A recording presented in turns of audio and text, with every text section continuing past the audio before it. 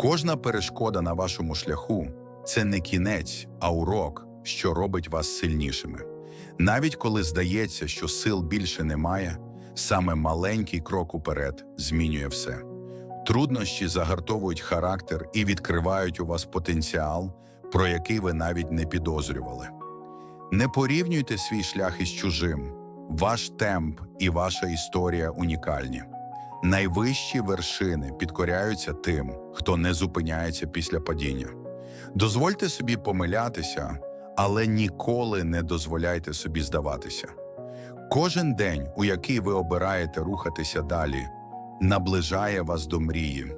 І одного дня ви озирнетеся назад і зрозумієте, всі труднощі були сходинками до вашого зростання.